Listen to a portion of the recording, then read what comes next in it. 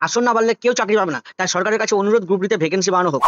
Cut off তো কমবে না। কারণ যারা চাকরি পেয়েছে তারা অলরেডি কিন্তু পরীক্ষা দিয়ে দিয়ে রেজাল্ট সামনের বছর হোক, তাতে কোনো অসুবিধা নেই। পুরোপুরি ভেরিফিকেশনের মাধ্যমেই স্বচ্ছভাবে নিয়োগ হোক। 2025 এর রিভ্যালিডেশন করেছি, আমাকে কি আবার রিভ্যালিডেশন করতে হবে? ডাব্লিউবি, এসএসসি, গ্রুপ সি এবং গ্রুপ ডি এর কাট অফটা কম যাবে। কম যাওয়ার পিছনে কারণ কি? কাদের কাট অফ কমবে, কাদের কাট অফটা বাড়বে, এই পরীক্ষায় ইন্টারভিউ হবে কি না, স্কোর কার্ড এবং রেজাল্ট কবে পাবলিশড হবে, এই সমস্ত বিষয় নিয়ে আজকে একটা আমি ভিডিও আপলোড করেছিলাম, যার মধ্যে অনেকে অনেক রকমের কিন্তু কমেন্ট করেছে। অনেকজন ভালোবেসে ভালোবাসা দিয়ে ভালো ভালো কমেন্ট করেছেন। অনেকজনার মনের মধ্যে বিভিন্ন ধরনের প্রশ্ন রয়েছে, সেগুলো জানার চেষ্টা করেছেন। তাদের যতটা সম্ভব আমি প্রশ্নের উত্তর দিয়ে উপকৃত করার চেষ্টা করেছি। তাছাড়া আমি ভিডিওর মধ্যে একটা প্রশ্ন করেছিলাম যে ইন্টারভিউ কি 2025 অর্থাৎ 25-26 এর গ্রুপ সি গ্রুপ ডি যে রিক্রুটমেন্ট প্রসেসটা চলছে, তার মধ্যে কি ইন্টারভিউ হওয়া উচিত নাকি উচিত নয়? তোমরা কমেন্ট করো। তো অনেকজন কমেন্ট করেছে যে ইন্টারভিউ হওয়া উচিত নয়। ম্যাক্সিমামরাই কিন্তু এটাই কমেন্ট করেছে যে ইন্টারভিউ হওয়া উচিত নয়। ইন্টারভিউ হলে পরে আবার একটা দুর্নীতির জায়গা থেকে যাবে, আবার কিন্তু সরকার একটা র্যাঙ্ক জাম্পিং এর জায়গা করে তুলতে পারবে। ইন্টারভিউতে যাকে যেরকম ইচ্ছা নাম্বার দেওয়ার ফলে কিন্তু অনেকজন আগিয়ে যাবে, অনেকজন পিছিয়ে যাবে। এই জন্য কিন্তু অনেকজন ম্যাক্সিমামরা কমেন্ট করেছে যেন ইন্টারভিউ না হয়। আর আরেকটা সব থেকে বড় কমেন্ট এসছে, সেটা হচ্ছে যে শূন্য পদের সংখ্যা গ্রুপ সি এবং গ্রুপ ডিতে যেন বাড়ানো হয়। তো তোমরা দেখতেই পাচ্ছ অনেক কমেন্ট করা হয়েছে এই ভিডিওটার মধ্যে। আমি তোমাদেরকে যতটা সম্ভব কমেন্টগুলোকে এমনি দেখাচ্ছি। এবার এই কমেন্টগুলোর মধ্যে কয়েকটা কমেন্ট রয়েছে যেগুলো আমার খুব ভালো লেগেছে। তাদের অ্যান্সারগুলোও রিপ্লাই দিতে আমাকে খুব মজা পেয়েছি। সেই কমেন্টগুলো এবার তোমাদের সামনে তুলে ধরবো। যে কমেন্টগুলোর অ্যান্সার কিন্তু তোমাদেরও সবারই জানা দরকার। তোমাদের মধ্যেও এই কমেন্টগুলোর প্রশ্ন কিন্তু তোমাদের মধ্যে ঘুরফির করছে, এই কমেন্টগুলো ঘুরফির করছে। কিন্তু অনেকজন প্রশ্নটা ঠিক সময়ে মাথায় এসছে বলে আমার ভিডিও দেখাকালীন কমেন্ট করতে পেরেছো, অনেকজন আবার কিন্তু কমেন্ট করতে পারোনি, বা মনের মধ্যে আছে কমেন্ট করবো কিনা সেরকম একটা দ্বিধাবোধে থেকে কমেন্ট করা হয়নি। তবে এই কমেন্টগুলোর অ্যান্সারগুলো তোমরা যদি দেখো, তাহলে এইটুকু কথা দিলাম, তোমরা তোমাদের মনের মধ্যে যত ধরনের প্রশ্ন রয়েছে WB, SSC, group C, group D result, score card, তারপরে ওবিসি এ, ওবিসি বি এর ভ্যালিডেশন সম্বন্ধে, কাস্ট সার্টিফিকেটের ভ্যালিডেশন সম্বন্ধে, রেজাল্ট কবে হবে তার সম্বন্ধে যত রকমের প্রশ্ন মনের মধ্যে রয়েছে, মনের মধ্যে ঘোরাফেরা করছে, তার সমস্ত প্রশ্নের উত্তর কিন্তু তোমরা এই ভিডিওর মাধ্যমে পেয়ে যাবে। তাই ভিডিওটিকে স্কিপ না করে একদম শেষ পর্যন্ত দেখবে। যারা আমার চ্যানেল নতুন তারা অবশ্যই চ্যানেলটিকে সাবস্ক্রাইব করে বেল আইকনটিকে অলে ক্লিক করে বাজিয়ে রাখবে। আর যারা পুরনো, একটা শুধু লাইক করবে। কমেন্ট সম্বন্ধে এই যে ভিডিওটা রয়েছে, ভিডিওটা দেখার পর অবশ্যই একটা লাইক করবে। আসছি প্রত্যেকটা কমেন্ট, যেগুলো কমেন্ট কিন্তু আমি এই ভিডিওর মধ্যে তুলে ধরেছি, যেগুলোর অ্যান্সার তোমাদের জানা উচিত। প্রথম কমেন্ট হচ্ছে, আসন না বাড়লে কেউ চাকরি পাবে না ভাই, সরকারের কাছে আবেদন গ্রুপ ডি এর ভ্যাকেন্সি বাড়ানো হোক। অবশ্যই সবাই মিলে যদি সরকারের যে অফিসিয়াল একটা ওয়েবসাইট আছে সেখানে গিয়ে যদি মেইল করো, তাহলে অবশ্যই হয়তো ভ্যাকেন্সি বাড়া নিয়ে সরকার কিন্তু চিন্তা ভাবনা করবে। আর ভ্যাকেন্সি বাড়লে কিন্তু সত্যিই কিন্তু সেটা ক্যাটাগরি হোক কিংবা জেনারেল হোক, সবার পক্ষে কিছু না কিছু উপকৃত হবে। বিশেষত যারা ফ্রেশার, তারা কিন্তু ভালোভাবে একটা উপকৃত হওয়ার জায়গা পেয়ে যাবে। পরের প্রশ্নটা হলো, আমার 2013-তে কাস্ট সার্টিফিকেট হয়েছে, আমি অনলাইন করে নিই, পুরনো যে নাম্বারটা ছিল কাস্ট সার্টিফিকেটের সেটা দিয়ে আমি ফর্ম ফিল আপ করেছিলাম, তাহলে কি এখন কি কিছু করতে পারি? তাহলে সত্যি কথা বলতে এখন কিন্তু আর কিছু করা যায় না। আর দ্বিতীয় কথা হচ্ছে যে তোমার যদি পুরনো কাস্ট সার্টিফিকেট থাকে 2013 সালের, সেটা কিন্তু অলরেডি এতদিনে অনলাইনে হয়ে গেছে। তুমি নিজের নাম্বারটা দিয়ে চেক করে দেখতে পারো, তোমার কাস্ট সার্টিফিকেটটা কিন্তু তৈরি হয়ে আছে। ঠিক আছে? আর এখন কিন্তু তুমি সেটা দিয়ে আর কিছু করতে পারবে না, কারণ আর তোমাকে এডিট অপশন দেওয়া হবে না। সরাসরি যারা যারা হয়তো প্যানেলে আসার মতো রয়েছে তাদের কিন্তু ভেরিফিকেশন হবে এবং ভ্যালিডেশন চেক করা হবে। একজন কমেন্ট করেছে, জেনারেলাই সবসময় ভুক্তভোগী। এটা কিন্তু একটা বাস্তব কথা যে কাট অফ বাড়ো কিংবা কাট অফ কমুক, সব জায়গায় কিন্তু জেনারেলাই কিন্তু ফার্স্ট। একটা জিনিস জানো সবাই, যে প্রথম কাট অফ কিন্তু শুধুমাত্র জেনারেলদের হবে, যেখানে অবশ্য SC, ST, OBC, physical handicap যত রকমের ক্যাটাগরি আছে সবাই থাকবে ওই জেনারেলের মধ্যে। মানে 60-এর মধ্যে যদি কাট অফটা হয় জেনারেলদের 58-র মধ্যে, তো ওই 58, 59, 60-এর মধ্যে যদি বিভিন্ন ক্যাটাগরির কেউ হয়ে থাকে, তাও কিন্তু তখন জেনারেলেই ডাক পাবে। তার মানে যত লড়াই হচ্ছে জেনারেলে গিয়ে লড়াই হচ্ছে, আর যত ভুক্তভোগী এই জেনারেলরাই হচ্ছে। পরে একজন প্রশ্ন করছে, স্যার আমি ফর্ম ফিল আপে জেনারেল দিয়েই করেছিলাম, এখন আমার ওবিসি কার্ড আছে, আমি কি এডিট অপশন পাবো? তো এখন তো আর এডিট অপশনের কোনো প্রশ্নই আসে না।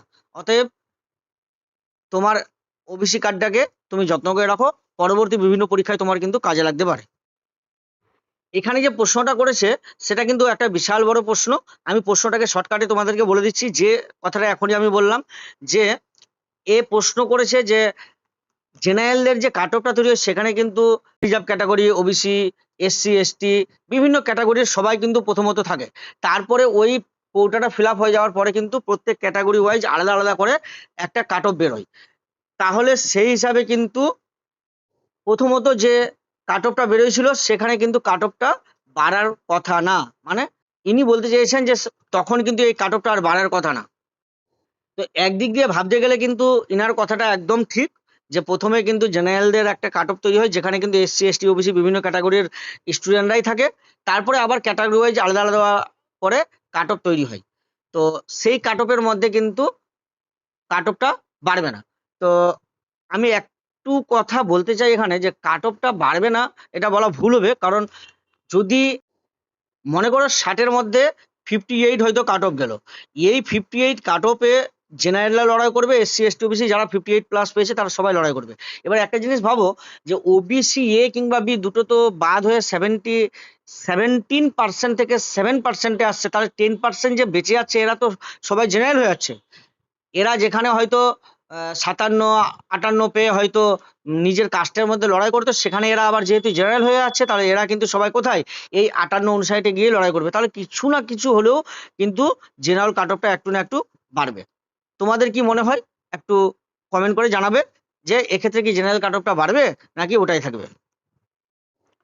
ইনি বলছেন যে কাট অফ তো কমবে না, কারণ যারা চাকরি অলরেডি পেয়ে গেছে তারা অলরেডি কিন্তু পরীক্ষাও দিয়ে দিয়েছে, তাহলে সেক্ষেত্রে ওদের কিন্তু ইন্টারভিউতে ডাক পাবে, কিন্তু ওরা ইন্টারভিউতে যাবে না, তাই বলে কি কাট অফটা কমবে?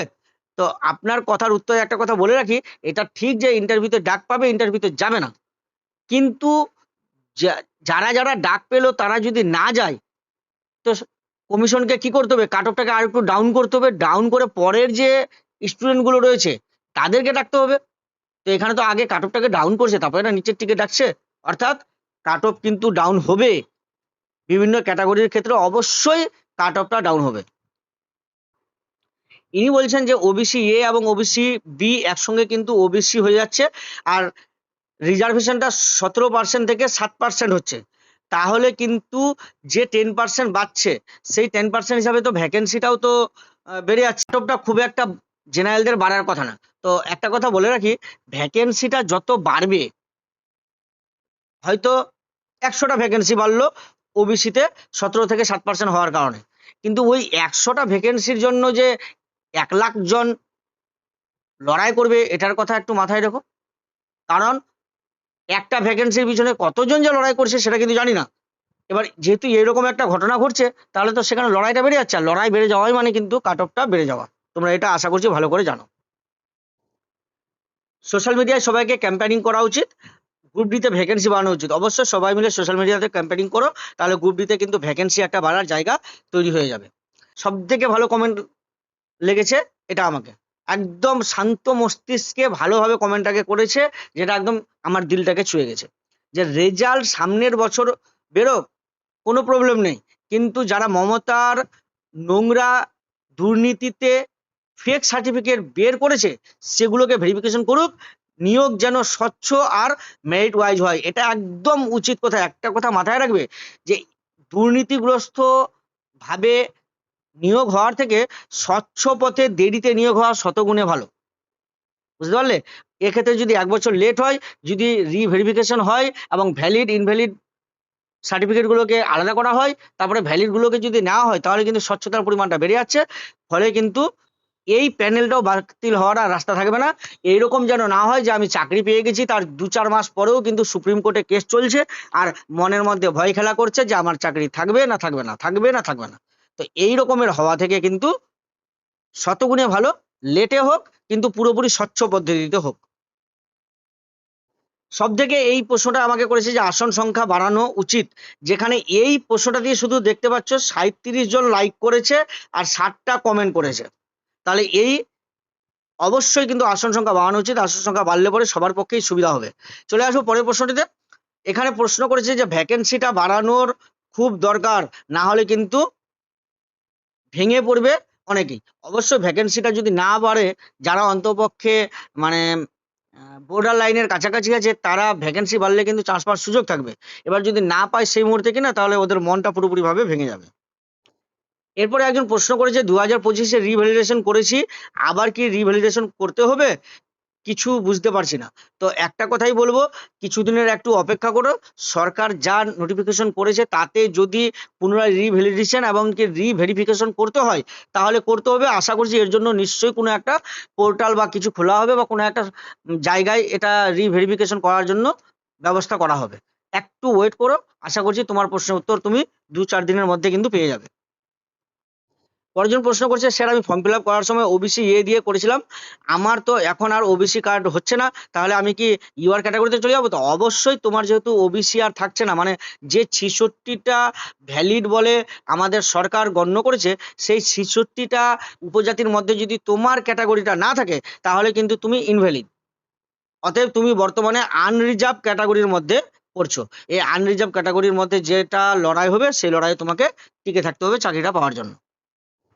পরেরজন প্রশ্ন করেছে, স্যার কাট অফ মার্কসটা কি শুধু লিখিত পরীক্ষার ভিত্তিতে, নাকি ইন্টারভিউ, একাডেমিক স্কোর বিভিন্ন প্রসেসের মাধ্যমে হয়? প্লিজ জানাবেন। তো তোমরা জানো যে গ্যাজেট অনুযায়ী কিন্তু গ্রুপ সি এর ক্ষেত্রে OMR, academic plus interview plus হচ্ছে টাইপিং টেস্ট, আর গ্রুপ ডি এর ক্ষেত্রে শুধুমাত্র ইন্টারভিউ, এক্সপিরিয়েন্স মার্কস আর সঙ্গে হচ্ছে ওএমআর। এটা হচ্ছে বর্তমানে গ্যাজেট অনুযায়ী রুলস। কিন্তু সরকার গ্রুপ সি, গ্রুপ ডি এবং কি বিভিন্ন পরীক্ষার ক্ষেত্রেও এই ইন্টারভিউ প্রক্রিয়াটাকে তুলে দিতে চাইছে।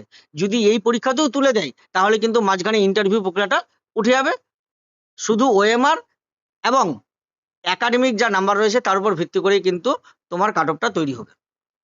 একজন প্রশ্ন করেছে টাইপিং এ কত স্পিড রাখতে হবে ইংরেজির ক্ষেত্রে? তাহলে ইংরেজির ক্ষেত্রে সবাই জানে 20 মিনিটে মানে 20টা ওয়ার্ড লেখার ক্ষমতা রাখতে হবে। প্রত্যেক মিনিটে যেন 20টা ওয়ার্ড লিখতে পারো। আর যদি বাংলা হয়, তাহলে বাংলার ক্ষেত্রে প্রত্যেক মিনিটে 10টা ওয়ার্ড লিখতে হবে। ঠিক আছে? একজন কমেন্ট করেছে যে আপনার কথা থেকে অনেক কিছু শিক্ষা অর্জন করলাম। তো একটা কথা বলে রাখি, শিক্ষার কোনো শেষ হয় না। আমিও যেরকম আপনাদের এই কমেন্টগুলো থেকে বিভিন্ন জিনিস শিখতে পারছি, আমার কাছে যতটা সম্ভব ইনফরমেশন আছে ততটাই আপনাদেরকে জানাতে পারছি। আমারও এতে শিক্ষা হচ্ছে, তেমনি হয়তো আপনিও আমার এই ভিডিও দেখে শিখতে পেরেছেন। তো এর জন্য আমি ধন্যবাদ জানাবো, আর একটা রিকোয়েস্ট করব, চ্যানেলটিকে সাবস্ক্রাইব করে সঙ্গে থাকবেন, যেন পরবর্তী আবার আপডেটগুলো আপনি যথারীতি সময়ে পেয়ে যান। আপনার কমেন্ট শুনে কিন্তু আমি খুব খুশি হলাম। আর আজকের শেষ প্রশ্ন, যেটা একটু আগেই একজন আমাকে করেছে, স্যার আপনার ফোন নাম্বারটা দিন, আপনার সাথে আর্জেন্ট কথা বলবো। তো ইউটিউবের এই কমেন্টে কিন্তু নিজের ফোন নাম্বার দেওয়া যায় না, আর দেওয়া উচিতও না। কারণ সবাই ভালো মতলব নিয়ে কিন্তু কথা বলে না, অনেকজন খারাপ মতলবেও কথা বলে। তো কেউ যেন অকারণে বিরক্তি না করে, তার জন্য কিন্তু নাম্বারটা দিতে আমি পারলাম না। এর জন্য আমি নিজেই খুব দুঃখিত। তো এটাই ছিল আজকের লাস্ট কমেন্ট। তবে আপনাকে বলে রাখছি, যদি আপনার আমার সাথে কন্ট্যাক্ট করার ইচ্ছা থাকে, তাহলে আপনি আপনার নাম্বারটা আমাকে দিতে পারেন, তাহলে আমি আপনাকে ফ্রি হলেই কল করে নেব। তো আজকের এই ভিডিওর মাধ্যমে এইটুকু আলোচনা করা ছিল। যারা ভিডিওটিকে শেষ পর্যন্ত দেখলে তাদেরকে অশেষ ধন্যবাদ। ভিডিও শেষে অবশ্যই একটা লাইক করবে, আর আমার চ্যানেলে নতুন হয়ে থাকলে যেন চ্যানেলটা ইউটিউবের এত ভিড়ের মাঝে হারিয়ে না যায়, তার জন্য অবশ্যই চ্যানেলটিকে সাবস্ক্রাইব করে বেল আইকনটি অল ক্লিক করে বাজিয়ে রাখবে। Thanks for watching. দেখা হবে আবার নতুন কোনো ভিডিওতে। ধন্যবাদ।